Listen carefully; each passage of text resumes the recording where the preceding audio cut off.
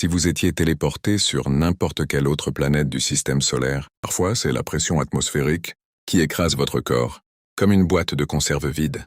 Parfois, c'est la température qui fond votre chair, avant même que vos yeux aient eu le temps de s'adapter. Et parfois, c'est simplement le vide, silencieux et total, qui viderait votre corps de toute vie, sans le moindre avertissement.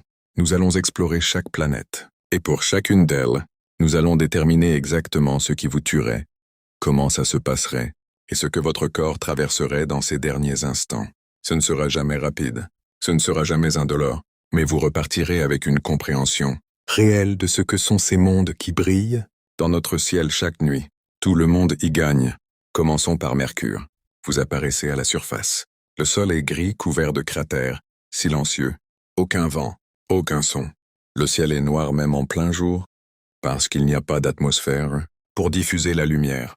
Et le soleil est 3 fois plus grand que ce que vous avez l'habitude de voir depuis la Terre. Imposant, écrasant et complètement implacable. En quelques secondes, votre peau commence à brûler sous un rayonnement solaire sans filtre. La température au sol dépasse les 430 degrés Celsius côté jour. Vos chaussures fondent avant que vous ayez fait un seul pas. Votre peau commence à se craqueler comme du cuir laissé trop longtemps au soleil. Vos yeux, exposés directement aux ultraviolets, sans aucune protection atmosphérique, commencent à se détériorer en quelques secondes à peine. Mais le vrai problème, c'est l'absence totale d'atmosphère. Il n'y a rien à respirer, absolument rien. Vos poumons s'ouvrent et se referment dans le vide. En moins de 15 secondes, votre cerveau commence à manquer d'oxygène. Votre vision se brouille. Votre corps commence à se déshydrater à une vitesse alarmante, parce que sans pression atmosphérique, l'eau dans vos tissus s'évapore directement. Votre sang commence à bouillir, pas à cause de la chaleur, mais parce que sans pression externe, le point d'ébullition des liquides corporels chute drastiquement. Vous perdez connaissance avant même de ressentir la douleur dans son intégralité. Et en moins d'1 minute, il ne reste plus grand-chose de reconnaissable sur cette surface grise et silencieuse. Mercure ne s'en aperçoit même pas. Cette planète existe depuis 4,5 milliards d'années et elle n'a jamais eu besoin de vous. Passons à Vénus. Si Mercure était brutal et direct, Vénus est quelque chose de différent. Vénus est presque la même taille que la Terre. Elle a une atmosphère, elle a des nuages. De loin, elle ressemble presque à une option viable. Et c'est exactement ce qui la rend dangereuse. Parce que Vénus est l'exemple parfait de ce à quoi ressemble un enfer. Déguisé en planète normale, vous apparaissez à la surface et la première chose que vous remarquez, c'est que vous ne voyez presque rien. Le ciel est d'un jaune épais et étouffant, une couverture de nuages denses, fait non pas d'eau mais d'acide sulfurique. La lumière qui filtre à travers ressemble à celle d'une journée nuageuse et oppressante, sauf que cette oppression est réelle et physique. La pression atmosphérique au sol de Vénus est 90 fois supérieure à celle de la Terre. Pour mettre ça en perspective, c'est l'équivalent de se trouver à 900 mètres sous l'océan. Votre thorax se comprime immédiatement. Vos poumons ne peuvent plus se dilater correctement. Chaque tentative de respiration est un combat que vous perdez dès la première seconde. Vos côtes craquent sous la pression. Vos organes internes commencent à se comprimer les uns contre les autres. Et si par miracle vous surviviez à la pression, la température se chargerait du reste. Il fait 465 degrés Celsius à la surface de Vénus, en permanence, jour et nuit, partout sur la planète. C'est plus chaud que Mercure, malgré le fait que Vénus soit 2 fois plus loin du Soleil. L'effet de serre le plus extrême du système solaire a transformé cette planète en four à chaleur, tournante dont vous ne pouvez pas sortir. Votre corps ne brûle pas vraiment, il cuit, de l'intérieur vers l'extérieur. Vos protéines se dénaturent, vos cellules cessent de fonctionner. Et tout ça se passe en quelques secondes à peine, bien avant que vous ayez eu le temps de réaliser à quel point vous aviez sous-estimé cette planète qui ressemble de loin à une étoile du soir. Mars maintenant. Et là, pour la première fois, vous avez un peu plus de temps. Mars ne vous tue pas en quelques secondes. Mars vous laisse le temps de regarder autour de vous, d'apprécier le paysage, et de comprendre lentement mais sûrement que vous n'avez aucune chance de vous en sortir. Vous apparaissez sur une plaine rougeâtre qui s'étend à perte de vue. Le sol est recouvert de poussière d'oxyde de fer, de la rouille, essentiellement. Des rochers éparpillés ici et là. Au loin, vous apercevez ce qui ressemble à une montagne immense, et vous auriez raison, Parce que Mars abrite le volcan le plus grand du système solaire, l'Olympus Mons, 3 fois plus haut que l'Everest. Le ciel est d'un rose pâle légèrement orangé à cause de la poussière en suspension. C'est presque beau. Puis votre corps commence à vous envoyer des signaux d'alarme. La pression atmosphérique sur Mars est moins d'un centième de celle de la Terre. Vos poumons fonctionnent, techniquement, mais l'atmosphère est composée à 95% de dioxyde de carbone. Vous respirez mais vous n'absorbez pas d'oxygène. Votre cerveau commence à manquer de carburant en moins de 2 minutes. Et la température, en apparence, supportable sur le papier avec des moyennes, autour de moins 60 degrés, Celsius varie en réalité de manière extrême. La nuit, elle peut descendre à moins 125 degrés. Et sans combinaison, votre corps perd sa chaleur, à une vitesse que vos muscles ne peuvent pas compenser. Vous avez peut-être 3 ou 4 minutes de conscience. Vous pouvez regarder ce paysage rouge et silencieux. Vous pouvez voir les 2 petites lunes de Mars, si vous levez les yeux au bon moment.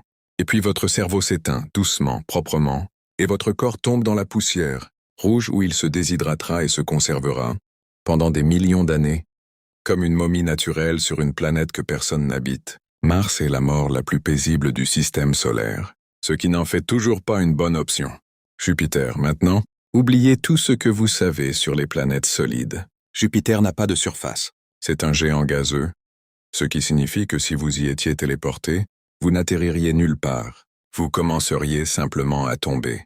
Et vous continueriez à tomber pendant très très longtemps.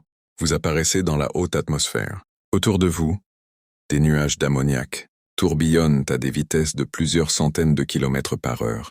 Les vents sur Jupiter sont parmi les plus violents du système solaire.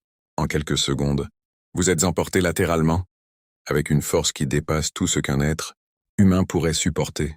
Vos bras, vos jambes, votre corps entier sont soumis à des forces qui déchirent les tissus et fracturent les os. Mais en supposant que vous surviviez au vent, ce que vous ne ferez pas, mais supposons, vous tombez. Plus vous descendez dans l'atmosphère de Jupiter, plus la pression augmente. À un certain point, cette pression devient suffisante pour écraser un sous-marin, militaire comme une canette vide. Votre corps, lui, ne résiste même pas aussi longtemps.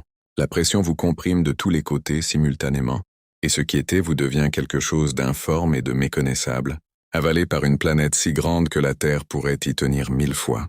Jupiter ne vous tue pas méchamment. Jupiter ne vous remarque même pas. Le Saturne ressemble à Jupiter avec des anneaux, et dans un sens c'est vrai, sauf que les anneaux ne vous sauvent pas. Vous apparaissez au-dessus de l'atmosphère, et les anneaux sont effectivement magnifiques vus de près.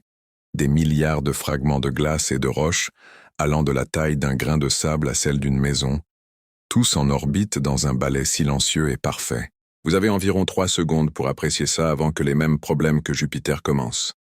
Des vents encore plus rapides, jusqu'à 1800 km par heure dans certaines régions. Une pression qui augmente à mesure que vous tombez dans une atmosphère qui n'a pas de fond solide. Une température qui varie entre des extrêmes que votre corps ne peut pas gérer.